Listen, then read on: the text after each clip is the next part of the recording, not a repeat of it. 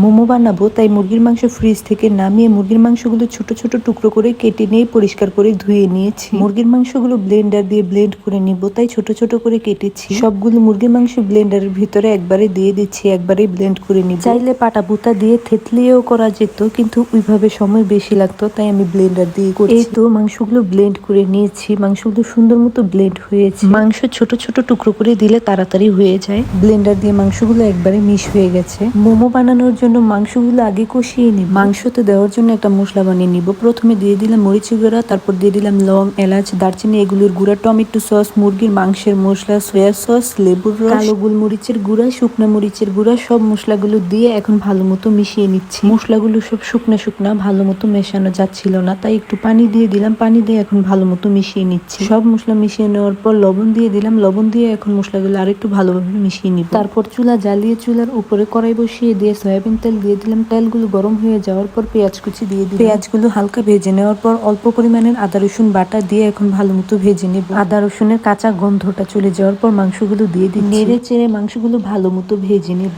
মাংসগুলো ভালো মতো ভেজে নেওয়ার পর আগে যে মশলাটা বানিয়ে রেখেছিলাম সেই মশলাটা দিয়ে দিলাম। মশলা দেওয়ার পর নেড়ে চেড়ে মাংসটা আরো কিছুক্ষণ কষিয়ে নেব। আমি এইভাবেও মোমো বানাই, মাঝে মাঝে আবার কাঁচা মাংস মোমোর ভিতরে দিয়েও ওইভাবেও বানাই। এরকম মাংসের মধ্যে সব মশলা দিয়ে মোমোর ভিতরে মাংসগুলো দিয়ে মোমোগুলো সিদ্ধ করে নেই। মোমো সিদ্ধ করার সময় মাংসগুলো সিদ্ধ হয়ে যায়। মাংসটা কষিয়ে রেখে দিয়েছি, এখন মোমোর জন্য ডো বানিয়ে নিব। পরিমাণ মতো ময়দা নিয়ে নিয়েছি, তারপর লবণ দিয়ে দিলাম। লবণ দিয়ে ময়দা আর লবণগুলো ভালো মতো মিশিয়ে নিচ্ছি। তারপর পানি দিয়ে ময়দাগুলো এখন ভালো মতো মেখে নেব। এই তো ময়দার ডোটা বানিয়ে নিয়েছি। ডোটা একবারে নরম হয়েছে। ডোটা একটা প্লেট দিয়ে ঢেকে রেখে দিচ্ছি 30 মিনিটের জন্য। 30 মিনিট পরে প্লেটটা উঠিয়ে ডোটা দেখে নিচ্ছি। ঢেকে রাখার কারণে ডোটা আরো সফট হয়েছে। এখন মোমো বানানোর জন্য রুটিগুলো সব বেলে ভেতরে মাংসের পুরটা দিয়ে মোমোগুলো বানিয়ে নিচ্ছি। আমি মোমোর প্যাচ ভালো মতো দিতে পারি না, যেভাবে পারি ওইভাবেই দিচ্ছিলাম। একটা ভিডিওতে দেখেছিলাম এরকম বড় বড় করে মোমো বানায়। বড় বড় করে মোমো বানালে সময় কম লাগে, তাড়াতাড়ি মোমো বানানো যায়। ওই ভিডিওর থেকে দেখে আমিও বড় বড় করে বানাচ্ছি। বড় বড় করে বানালে সময়ও কম লাগে, তাড়াতাড়ি বানানো হয়ে যায়। মোমো খেতে আমার কাছে অনেক ভালো লাগে, কিন্তু বানানোর অলসতার কারণে খেতে পারি না। ছোট ছোট করে বানাতে হয়, অনেক সময় লাগে। ছোট ছোট গুলো দেখতে অনেক সুন্দর লাগে। ছোট ছোট করে বানালে অনেক রকমের ডিজাইনও করা যায়। সবগুলো মোমো একবারে বানিয়ে নিয়েছি। তারপর চুলা জ্বালিয়ে চুলার উপরে বড় একটা পাতিলা দিয়ে দিয়েছি। পাতিলা দিয়ে পানি দিয়েছি। পানিগুলো গরম হয়ে যাওয়ার পর উপরে একটা চালনি দিয়ে দিয়েছি। চালনির ভেতরে ব্রাশ করে নিয়েছি, না হয় মোমোগুলো দেওয়ার পর মোমোগুলো উঠাতে পারবো না। পানিগুলো একেবারে ভালো মতো বলক আসার পর মোমোগুলো সব